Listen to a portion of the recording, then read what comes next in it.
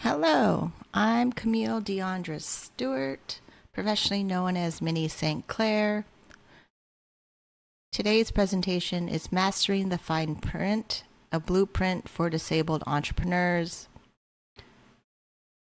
to build wealth and achieve financial sovereignty in Canada. Thank you to Disability Without Poverty for this opportunity to present on my lived experience. Let's begin. Slide titled Mastering the Fine Print, a blueprint for disabled entrepreneurs to build wealth and achieve financial sovereignty. A visually striking title slide with a bright, warm yellow, orange, pink, blue, purple gradient background. The main title is large, bold white text within a purple rounded corner text box reading Mastering the Fine Print, a blueprint for disabled entrepreneurs to build wealth and achieve financial sovereignty in Canada. Below the title is a smaller blue text box with white text is the presentation credit presented by Camille Deondra Stewart, professionally known as Minnie St. Below is my social media handle and year at Minnie on Cam 2025.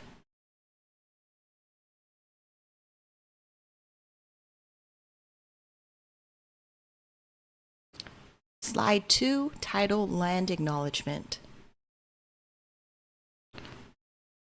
On the left of the slide, a colorful, fantastical landscape composed of stacked, naturally sculpted rock formation that looked like French macaroons or soft pillow cookies in soft pastel shades of purple, pink, yellow, green, orange, and blue. On the right, a large column of smooth stack, unevenly shaped stones create a sense of precarious balance and structure. The colors invoke hope, creativity, and the delicate process of building or balancing a complex financial life. On the right of the slide is the land acknowledgement. We are on the traditional homelands of Indigenous people who have cared for these territories for generations. Indigenous teachings remind us that land is not owned but nurtured, and it is our shared responsibility to protect and respect it. As a Canadian-born individual with Jamaican immigrant family roots, I recognize the importance of truth and reconciliation. We acknowledge not just the land, but our relationship with the people who have walked before us, the waters that sustain life, the plants that provide healing, and the animals that share this space with us. We honor the First Nations, Inuit, and Métis people whose land we reside on, and commit to listening, learning, and taking meaningful action towards peace and reconciliation.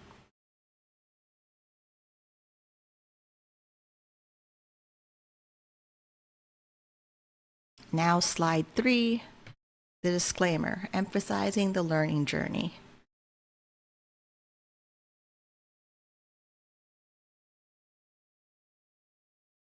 This slide is designed like a digital mood board with torn, sticky note papers layered over a dark background with colorful, chaotic geometric shapes.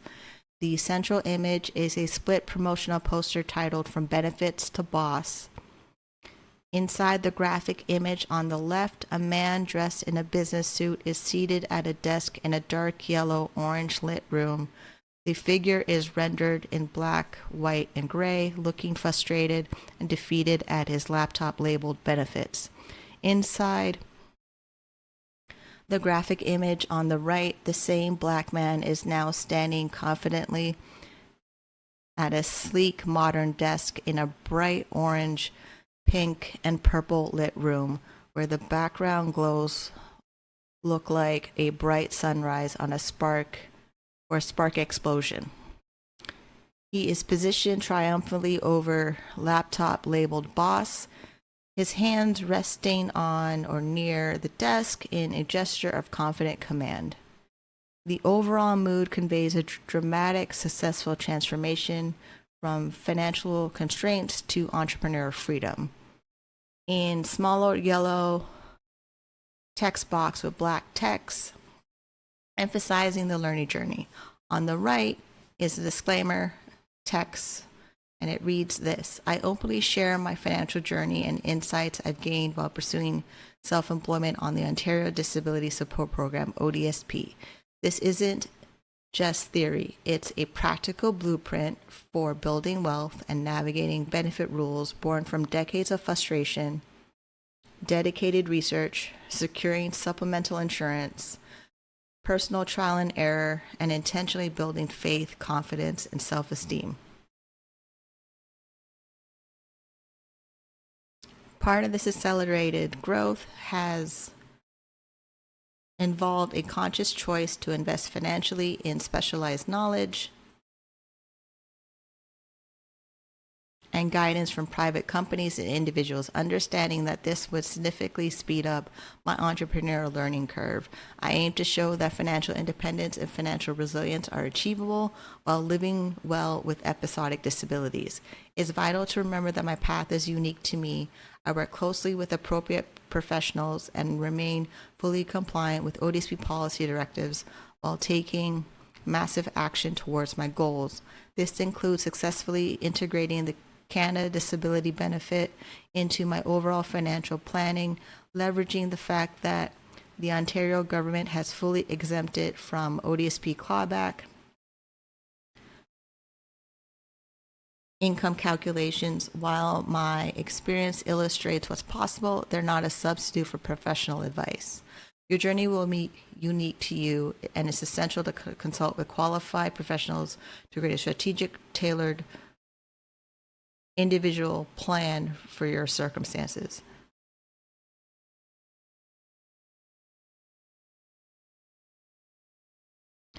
The accessibility commitment and setting the scene in the golden maze. This is where we commit to accessibility and simultaneously step into the imaginative world of this presentation. The visuals I've created is meant to immerse you in the feeling of being a disabled entrepreneur, navigating the complex disability benefit system, what I call the golden maze.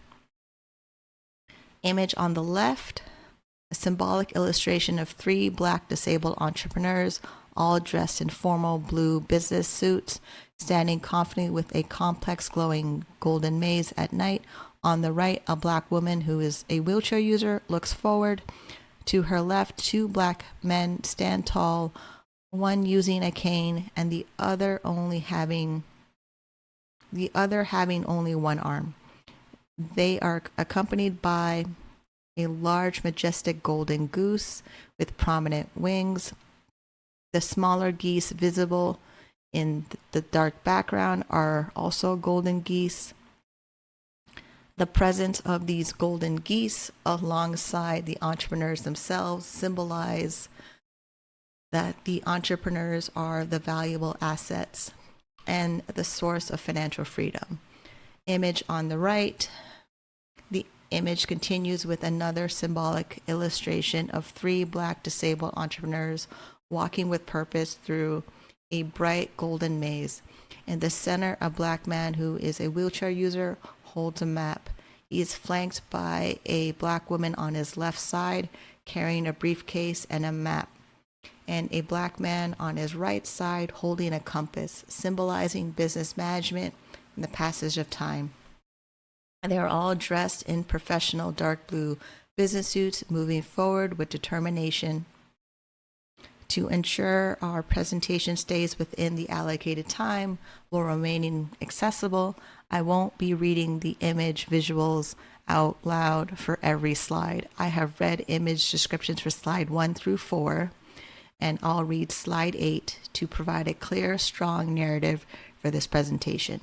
Disability Without Poverty has received the entire accessibility package, which includes the following: the presentation slides in PDF format. There are 18 slides. The visual presentation transcript, the SRT file for Disability Without Poverty's YouTube channel, and a text Word document for those using screen readers. All 18 visual image descriptions or alt text description with some of my presenter notes in a PDF format and an Excel Google Sheet titled ODSP Self-Employment Income Exemptions and Deduction Calculator Estimator Updated 2025. For those watching the recorded replay, the recorded video will have closed captionings in the video presentation file and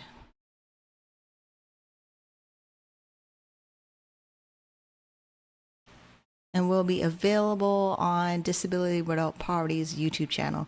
As we continue, I will do my best to call out each slide number as I present the material.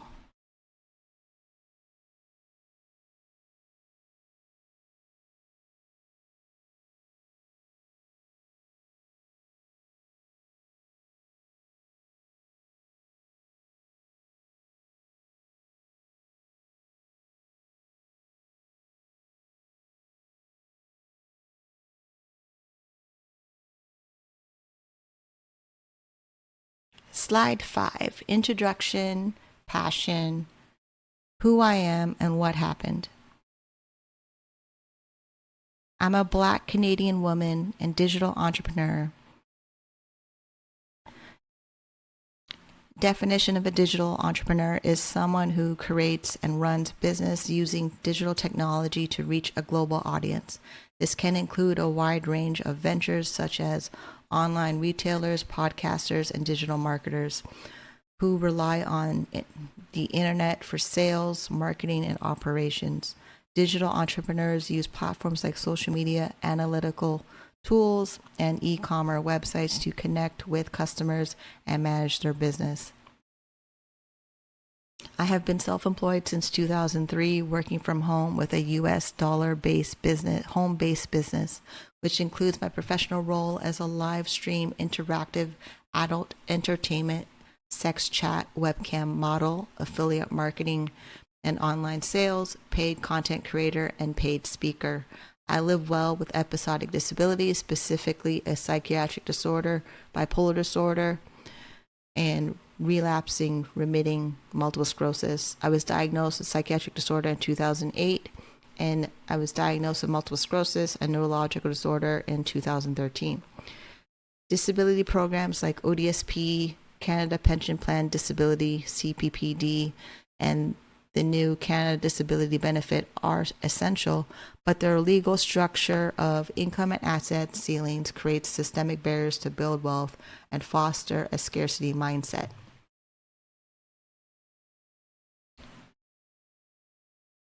Now, November 2008, my business collapsed. I had multiple psychotic episodes with no savings, no sick leave, and no HR department.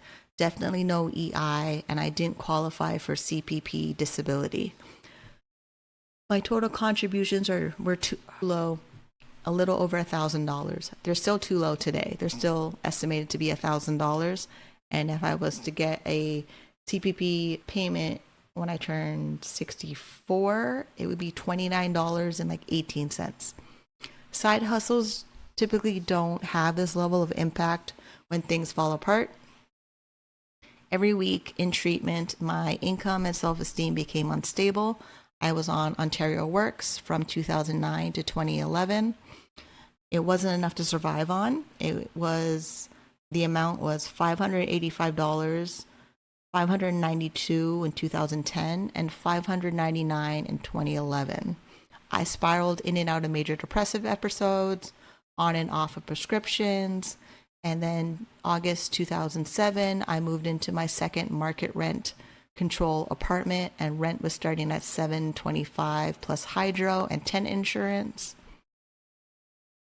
Then April 2011, I'm approved for ODSP while fighting a court order eviction to vacate my apartment, but the ODSP retroactive payment was able to repay back all of my back rent and pay for the legal fees. I got lucky. My mother says it is God.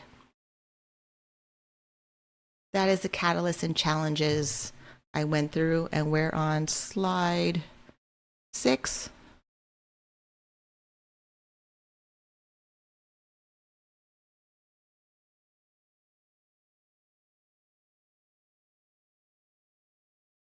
And now we're moving on to slide 7. So, systemic barriers, beliefs, and breakthroughs. The onboarding with legal aid told me I can't work. In 2011, the clawback rate was 50%, which means anything I earned while on ODSP in 2011 to 2013 was clawback by 50%. So that was not an incentive to go back to work, even though my psychiatrist and doctor led me to believe that I would be able to. Then September 2013, ODSP changed their flat rate exemption, or they added a flat rate exemption of $200, but they still kept the clawback rate of 50% clawback on your ODSP payments. And ODSP for me in 2011 was $1,064.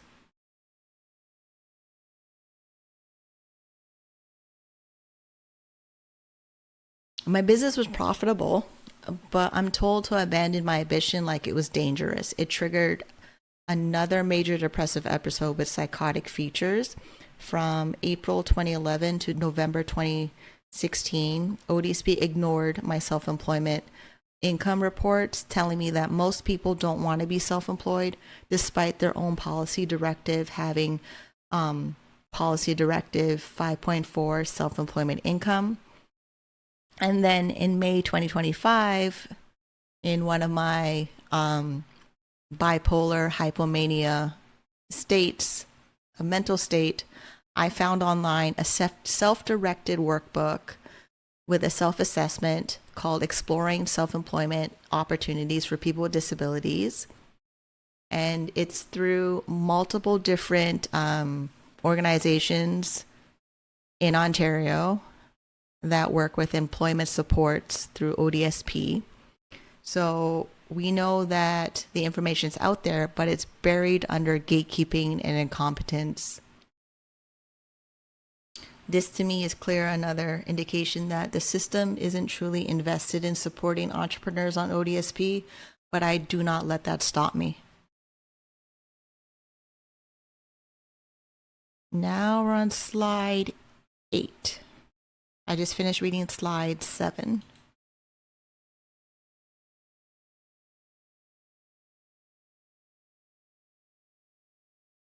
And for slide 8, I'm going to read the visual description on this slide because it's very important.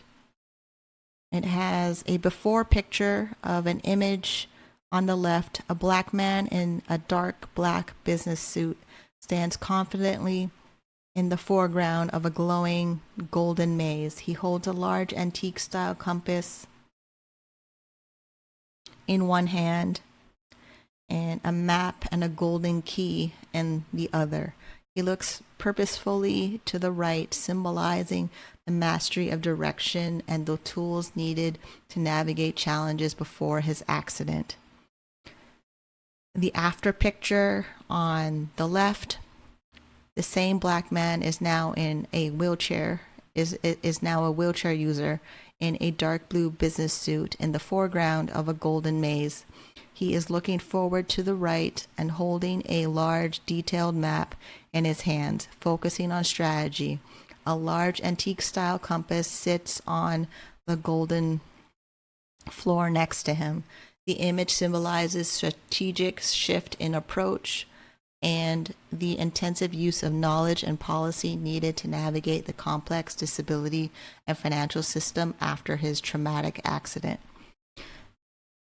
The visual interlude uses two distinct images of the same black man in the golden maze to represent the shared experiences of strategic adaptation and transformation within the disabled entrepreneur community. These images illustrate the strategic shift that flows a traumatic accident, and it is for people to see their own journey reflected in the narrative. Now, we're on a slide 9 called my health, my terms, no more limits. I have a goal in my primary business to earn 5,000 US dollars a month again. It will allow me to pay for private health insurance, for health, dental, vision, the supplements, the provincial Ontario Disability Support Program, and the Trillium drug program. I know if you're on ODSP, you cannot also receive the Trillium drug program. And having supportive insurance like critical illness and guaranteed supplements, those two types of insurance critical illness will ensure that if I'm diagnosed with something else other than what my pre-existing conditions are in the future, I would get a lump sum one-time payment from critical illness. And the guaranteed life insurance would be able to pay for end of life expenses. And depending on the policy has like multiple benefits and features. And if I'm diagnosed with something where I have 12 months to live, I'm able to get 4 times the payout amount on the insurance policies. These are insurance policies that cover, that include no medical questionnaire interview, and they are surprisingly affordable. Critical illness for me is $47.75. The guaranteed life is $32.28 a month. Those took me the last 4 years to discover and then add into my budget and pay for them monthly. Plus, I also have a goal in my business to also grow an additional income of $5,000 a month, US dollars or Canadian. This is gross income before business expenses. I've also discovered that there's 6 insurance options available out there. There is extended health benefits inside of Ontario Disability Support Program. There's transitional health benefits inside of Ontario Disability Support Program. And there's Trillium drug program, which is when you're no longer eligible for ODSP based on eligibility. And eligibility also includes keeping your assets below the limitations of ODSP.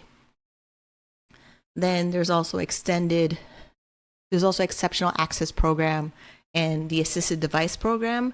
But I've learned you can access exceptional access program and the assisted device program with Trillium and not being on ODSP. It's just that it feels like you're accessing these programs only through ODSP, but they are all a part of the Ontario government.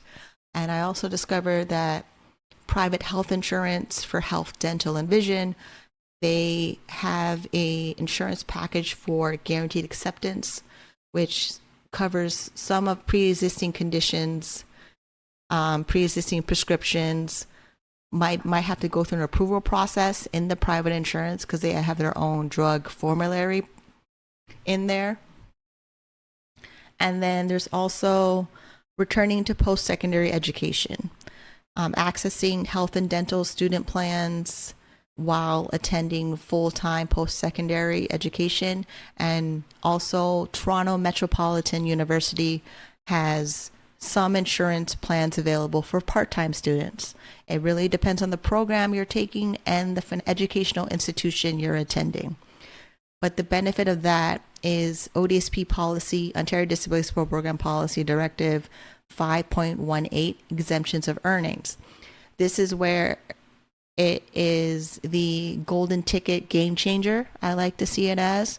While you're attending full-time post-secondary education, all of your income and assets are fully exempt while you're attending full-time education, and your course schedule fits the criteria that ODSP recognizes as full-time student based on your course load. And for me, I would like to take advantage of that while also working in my online business and attending full-time post-secondary education.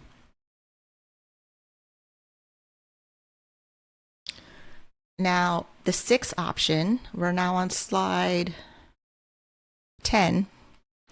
where this is a way to escape poverty. And it has the angel emoji in the title. 6 is the company group benefits. It's a future goal for my company. My company would pay group benefit premiums, customize it to cover pre-existing conditions for my employees and for myself. And I'm hoping I'd be able to have it while on Ontario Disabilities Program, and definitely when I'm no longer eligible for Ontario Disabilities Program. The combination of insurance matters because each one of them have their own policies and eligibility and policy limitations, but they open the possibility of customizing the life I want to live instead of having it be predetermined by policies of Ontario Disabilities Program. I have here that ODSP plus private insurance, pre-existing condition, no medical interview. That is one option. Then ODSP student health insurance plus private insurance is possible because you've already paid for tuition, and then tuition insurance may cover you, but they may not cover pre-existing conditions. So you need to really find out what the policies for insurance and ODSP covers and bridge the gap with your own finances to cover with private insurance or out-of-pocket costs. Then there is a combination now that's new, the ODSP, Ontario Disabilities Program, with the Canada Dental Care Plan. The Canada Dental Care Plan clearly says in their application process that you cannot have a private health insurance with their dental care plan because they see you getting a private health insurance plan opting out of the dental care plan from private insurance. And most private health insurance that have health also include dental. It comes packaged together in this bundle. So you cannot combine the private insurance or student health insurance with the plans with the Canada Dental Care Plan.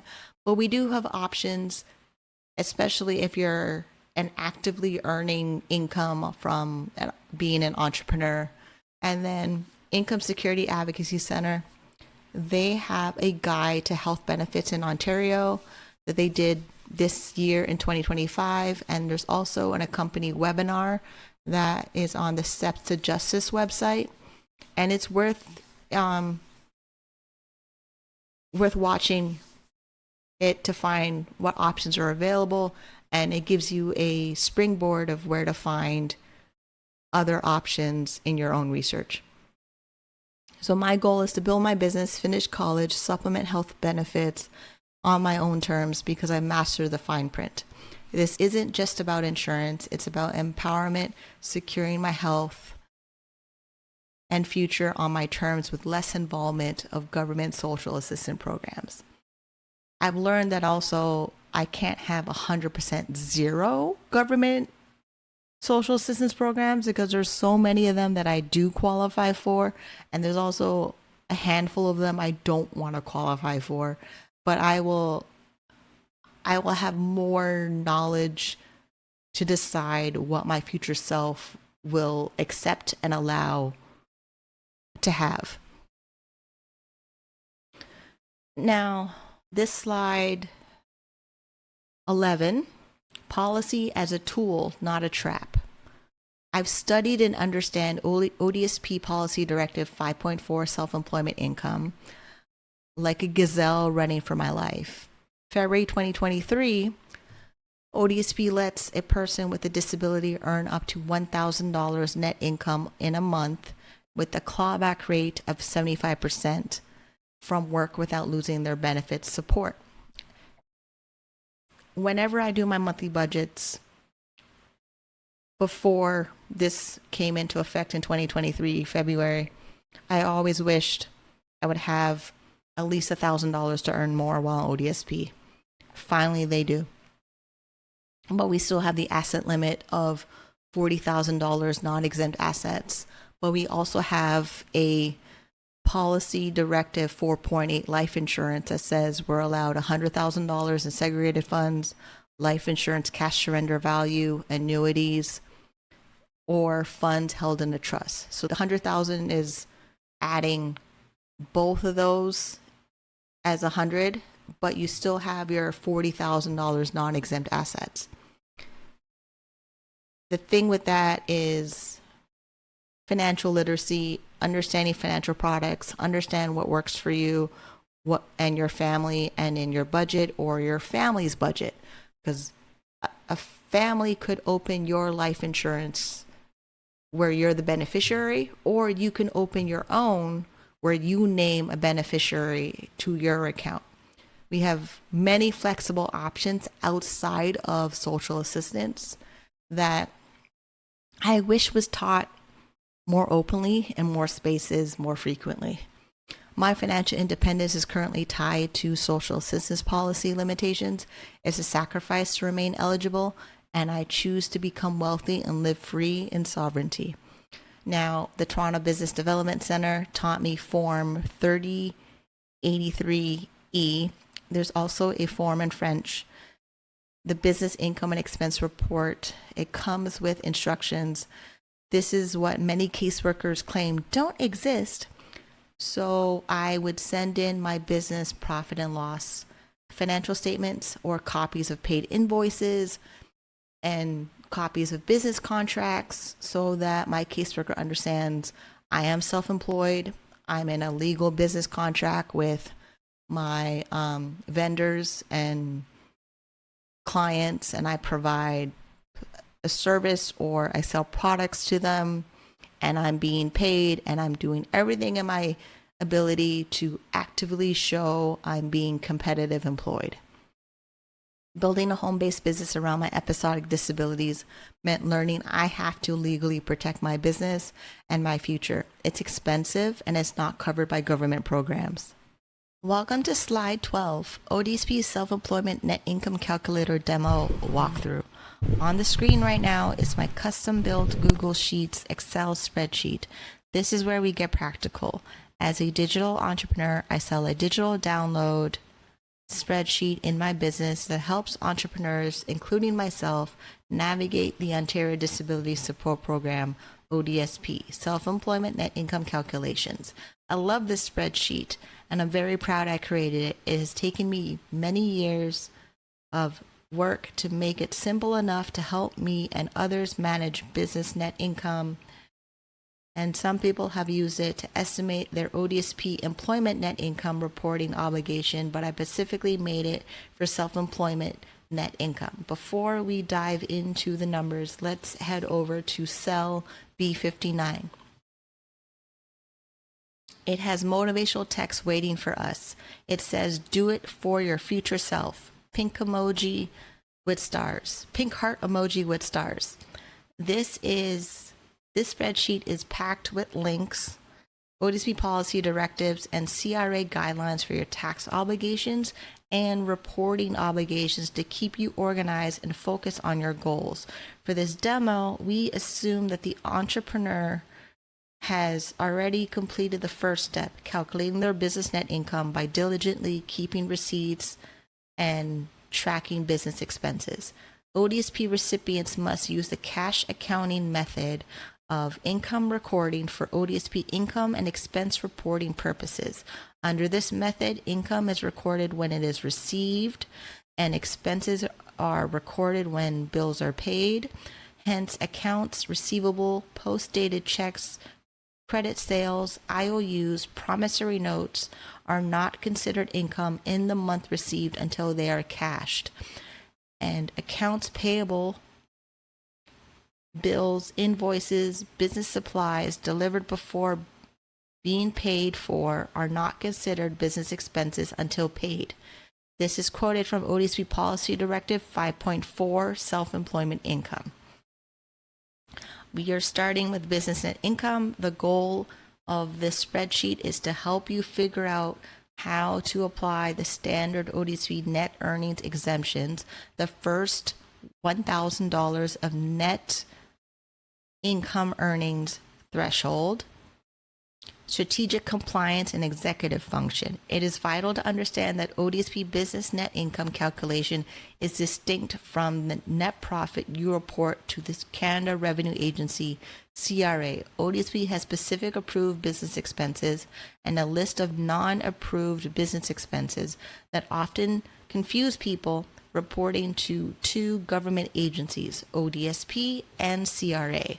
Let's be clear, when your business is profitable and growing, you should focus on the core business tasks, correctly filing your business financial reports to the Canada Revenue Agency. Once that is complete, send a copy to your ODSP caseworker. Their job is to follow ODSP Policy Directive 5.4, self-employment income, and apply the specific calculations to determine your eligibility for income support and benefits. By delegating this complex calculation to your caseworker, it frees up a lot of executive function and headspace for you to focus on personal development, business research and development, R&D. Then you can focus on business growth while achieving financial peace, freedom, and sovereignty. We must understand these rules because we are eligible for the Ontario Disability Support Program, but once our business is making revenue, it is self-sustaining, profitable, and growing its investment portfolio, we start creating a future that is built on empowerment, not eligibility. Ontario Disability Support Program policy allows for deductions for childcare and disability-related expenses. Those deductions vary based on individual circumstances. This spreadsheet does not calculate those final deductions. It is purely based on being a single benefit unit member receiving ODSP income support and benefits. Instead, this tool calculates your chargeable income before ODSP specific deductions. For the final precise figures, you must always consult with your ODSP caseworker and reference the Policy Directive 5.4 self-employment. I'm going to walk through an example of how ODSP self-employment net income calculations work using the spreadsheet based on achieving my personal goal of 5,000 Canadian dollars of business gross income before allowable expenses. So now on the screen in cell D61 says $5,000.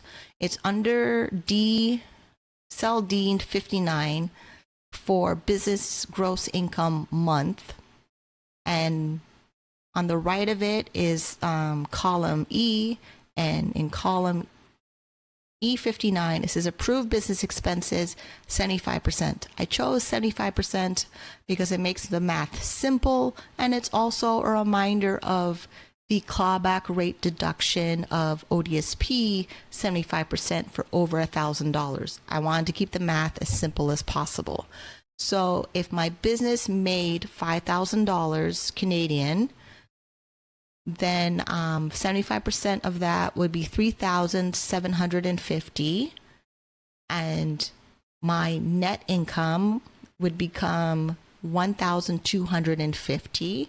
The $1,250 is over $1,000, so $250 in the next column G would be $250, and then at the rate of 75% deduction from ODSP, that would be $187.50. The next column I has the last month's payment amount for me in my pay stub, which is $1,697.85. ODSP would add a $100 work-related benefit. That's column J. To qualify for the $100 work-related benefit as a small business self-employed, the business would have to make a net profit over $100, and it did with the net profit of $1,250.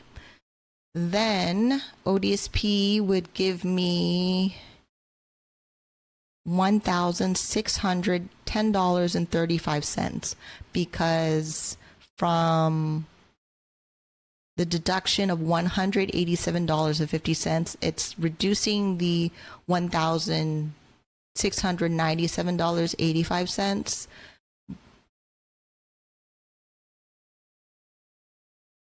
which is what makes it this $1,610.35. So the next column, L, this is my business net income plus ODSP's payment for a total amount of $2,860.35. If I did this for 12 months in a row in a wonderful imaginary land, that would $34,324.20. That concludes our walkthrough of the ODSP self-employment net income calculation. I hope this demo has shown you the power to understand the Ontario Disability Support Program details. Okay, so now we're on slide 13. The Power of Policy Deep Dive, Research Strategic Financial Planning. That spreadsheet walkthrough demo took me 5 years to create, to make it simple with a chart and numbers that you don't need to know the math, but you do need to know what your business activity is. And I just feel empowered watching that video by itself. So, policy mastery as self-employment advocacy, mastering the fine print of disability policy became my most powerful wealth building tool. I believe you can see that happening in that walkthrough demo video with my spreadsheet and charts and links and all the things that are in there that I wish a program or a caseworker would be able to tell me, but I had to figure it out myself and use it as my guide in the maze of the disability system. Discovered resources, ODSP self-employment workbook. The fact that I found that workbook in the middle of the night online knows that the ODSP does have intentions of supporting entrepreneurship, just that they need to do better because it's hidden by silence, assumptions, gatekeeping. Key to success for me is hire a business coach who aligns with my vision. Strategic financial planning, insurance protection. This means fully leveraging ODSP policies, exceeding ODSP limits, $1,000 net income with a 75% clawback rate, registered disability savings plan, attending post-secondary school, invest in segregated funds. For me, I have a tax-free savings account, a first home savings account, and a registered retirement savings account. Annually, ODSP gets a copy of my financial statements, but they also get a very clear financial contract that they are segregated funds. And every time I message them in my benefits, I let them know they fall under policy directive 4.8 life insurance policies. I also let them know if they don't understand what a segregated fund is, to contact my certified financial planner, and he is very happy to explain it to them. Building savings, secure supplemental insurance, health, dental, vision, critical illness, the guaranteed life that covers pre-existing conditions with no medical questionnaire. That means I can be fully protected with my disability, and any ambitions and dreams and goals I would like to achieve, I can do that fully with all the available resources and supports inside of ODSP, outside of ODSP. I have the entire world as my opportunity to support me in my dreams. Building beyond limits. My journey is about strategically working within the system rules, not to be confined by them, but to build a life above and beyond the. Slide 14, mastering my social assistance exit, the true path to financial freedom, defining financial security, building income and assets, aiming to exit disability social assistance programs, Ontario Disability Support Program. Now I have to worry about the Canada Disability Benefit. I would like to have income and assets beyond what Canada Pension Plan Disability provides, or for some who are entrepreneurs and they're watching this video and you're getting private disability insurance, find out what their policy allows you to do. Find out what your policy says if you do it anyway without their permission, and go do it. The problem with dependency relying solely on disability income and benefits, it creates financial vulnerabilities and a scarcity mindset of not enough. That also triggers my symptoms of stress and depression and fear and anxiety that I don't need to have living with multiple sclerosis.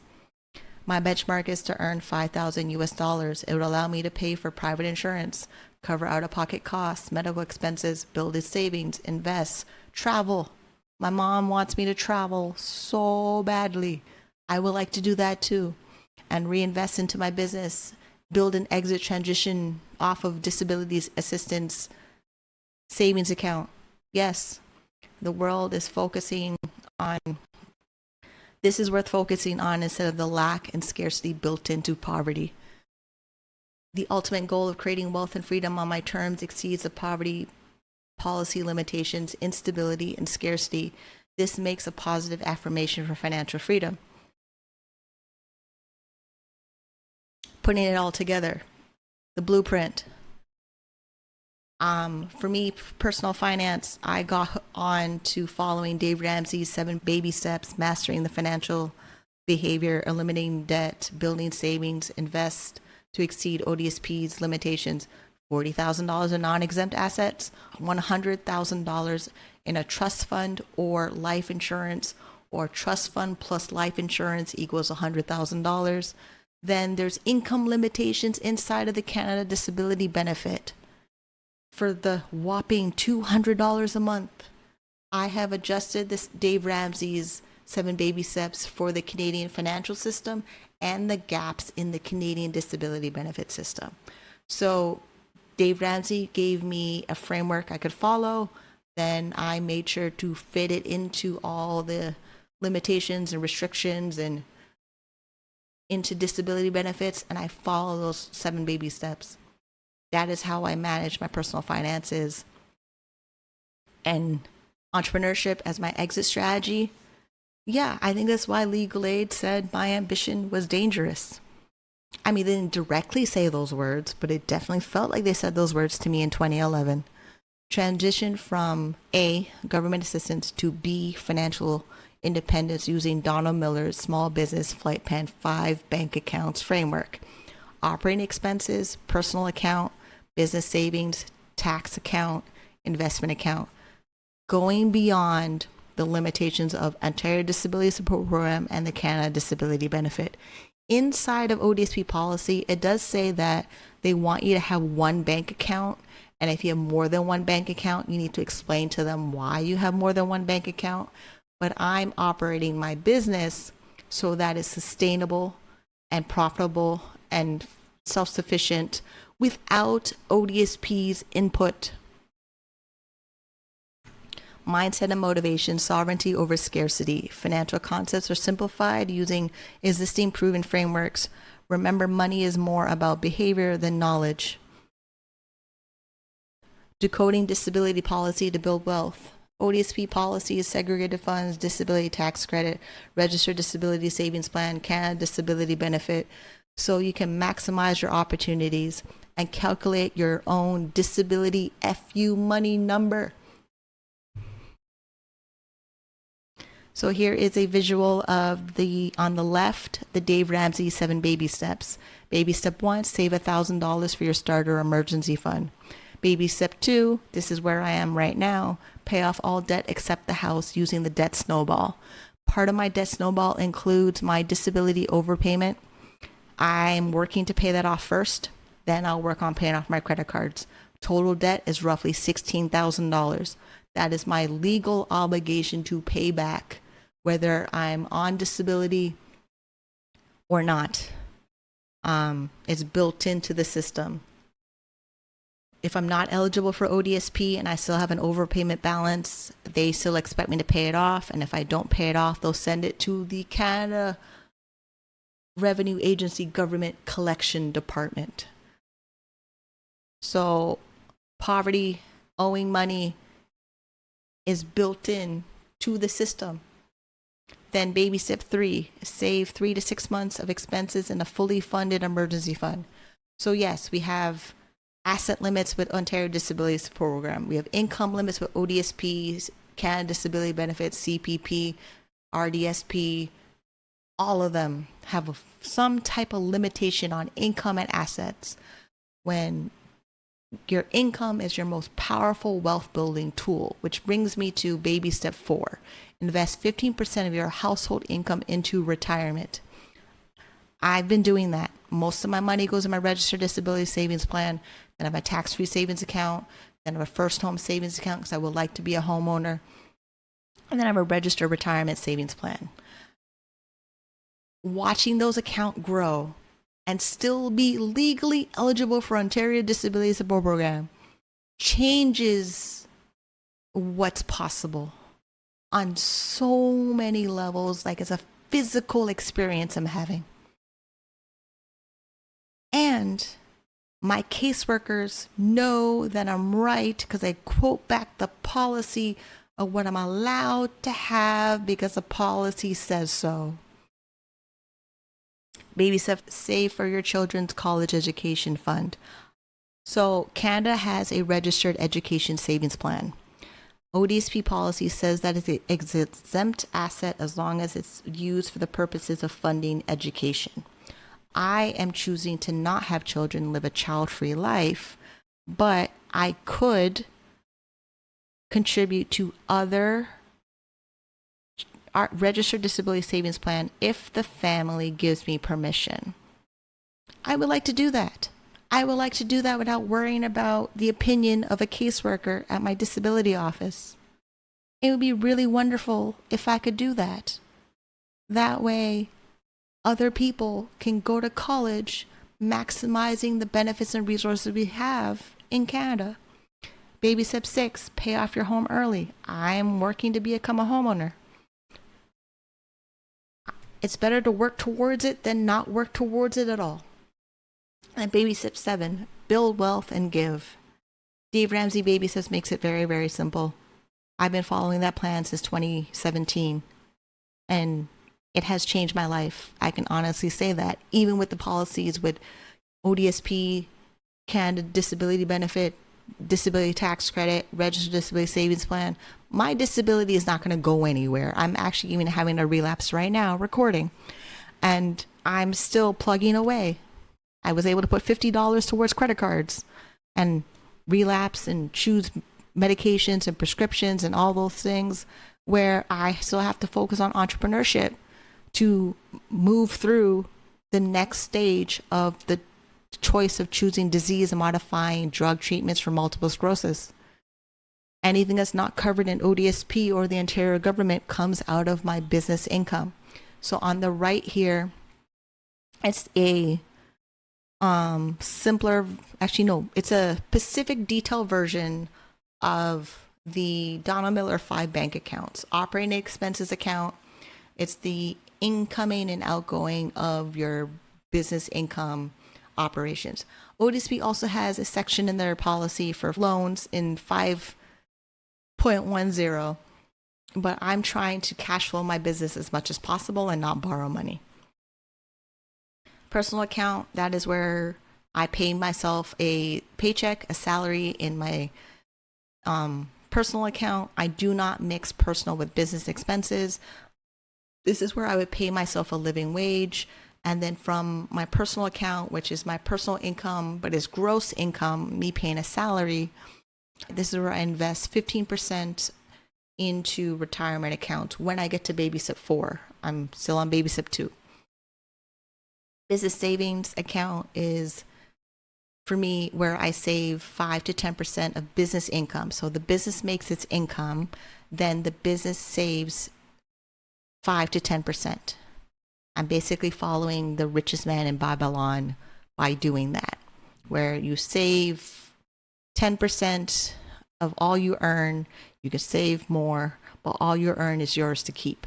Now, the quote, I misread the quote or I rephrased the quote, but the quote is quoted into the spreadsheet of the ODSP walkthrough. It's just at the top of the page.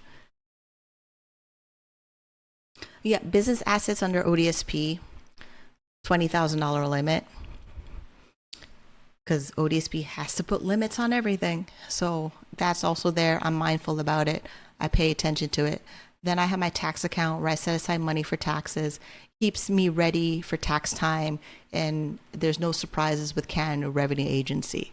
So even though you're on disability benefits like ODSP, or in another country like AISH, or PWD in British Columbia, you're still legally required to follow your income tax obligations with the CRA.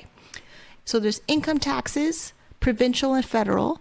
Then there's contributions to your Canada pension plan, because that's mandatory. Then there's also collecting and remitting GST, HST when you follow the eligible criteria to have a GST number, and collect GST, remit, keep track of it, and send it to the Canada Revenue Agency. And ODSP policy has rules about it, but whether ODSP is there or not there, you're legally responsible to make sure your taxes are paid on time, hopefully without penalties and interest and fees, so that you're proving to yourself more than the CRA that you're able to operate a successful, profitable business. Investment account. This is my disability FU money number account. Growing your wealth outside of ODSP's $40,000 non-exempt assets limit. Yeah, I got super motivated on this slide, as you can tell, because this is the golden ticket right here. This is the golden goose right here. So next slide, 17. For way too long, the conversation around disability and money has been one of scarcity. There's this powerful and frankly disempowering idea that getting disability support means your financial future is basically set in stone. But what if that's not the whole story? In this explainer, we're diving deep into the rules of Canada's Ontario Disability Support Program, or ODSP, to show you how you can actually challenge that narrative and build real wealth. All right, so here's the game plan. First, we're going to tackle that pervasive story about disability and poverty head-on. Then we'll uncover the surprisingly powerful financial tools that are hidden right inside the ODSP system.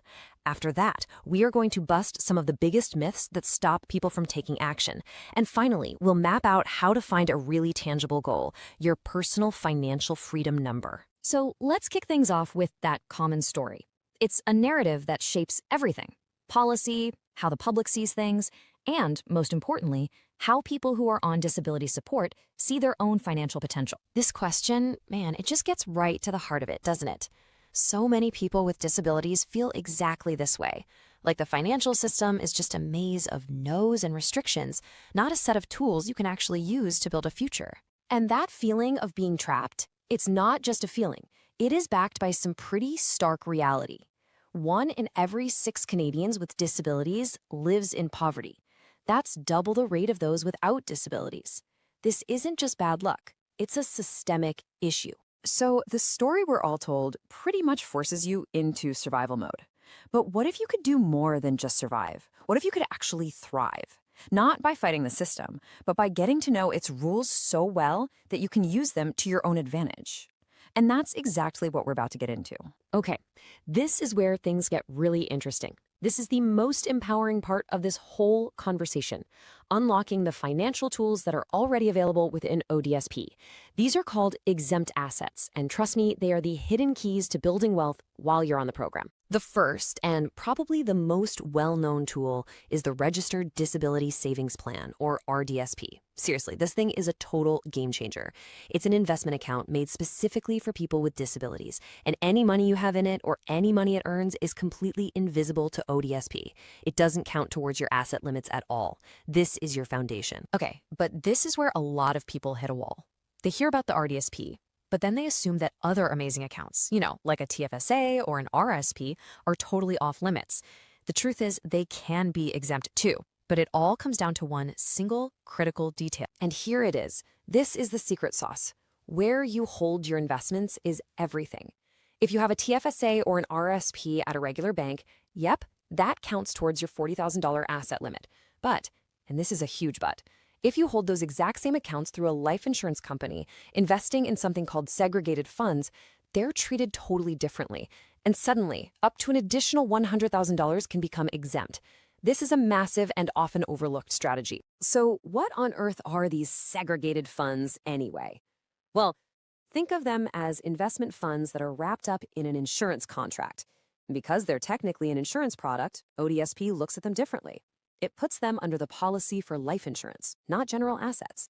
And that's the mechanism. That's the little detail that unlocks that extra $100,000 of exemption. Okay, so once you get that distinction, everything else starts to click into place. So let's use that knowledge to move on to our next section, navigating the financial rules of ODSP. We are going to bust some of the most common myths that hold people back. All right, let's tackle these myths right now. Myth number 1, you can't have any real savings. The reality, exempt assets like your RDSP and that 100 grand in segregated funds let you save a lot.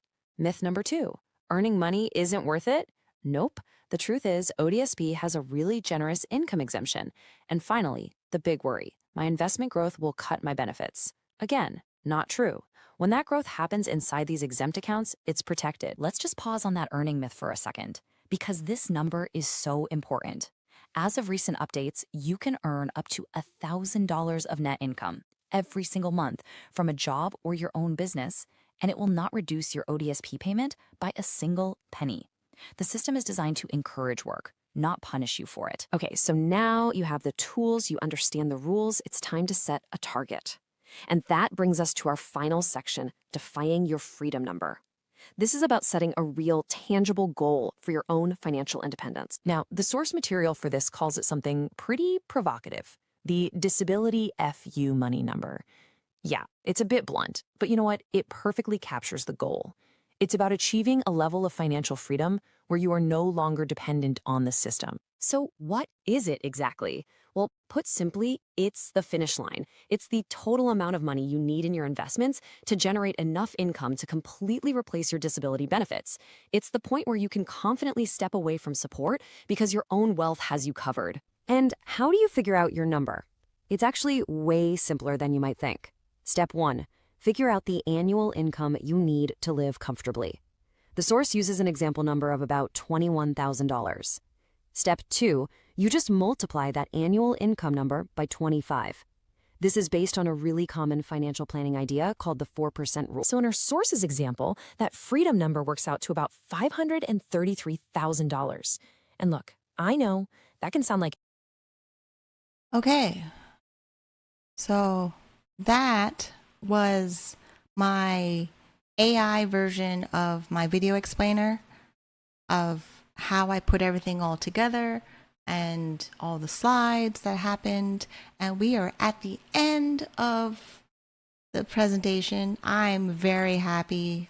Disability Without Poverty has given me this incredible opportunity to present my lived experience, to present how I break down Ontario Disability Support Program, how I incorporate all of the disability benefits into my life as stepping stones, how I see their limitations as milestones to achieve.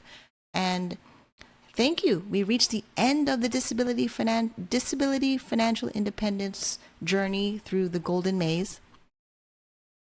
And thank you for championing this vital work, Disability Without Poverty, and allowing me to share my financial sovereignty blueprint with all of you today. It's been a genuine honor. And for everyone that's here, I want to thank you for just sticking through it and being there with me, even during my multiple sclerosis relapse. I am so filled with gratitude and love and joy. And here's my contact information with my email for specific questions, minnieoncam@outlook.com. I'm happy to help if I have the spoons to do so. All my social media profiles are at the link allmylinks.com/minnieoncam. And my social media handles are minnieoncam, MINNIEONCAM, or OnCamMinnie, OnCamMinnie. Best place to find me is my YouTube channel, and I post frequently on Twitter Thank you again for your time and this shared commitment to financial resilience. I look forward to connecting with all of you in the discussion panel and continue this conversation.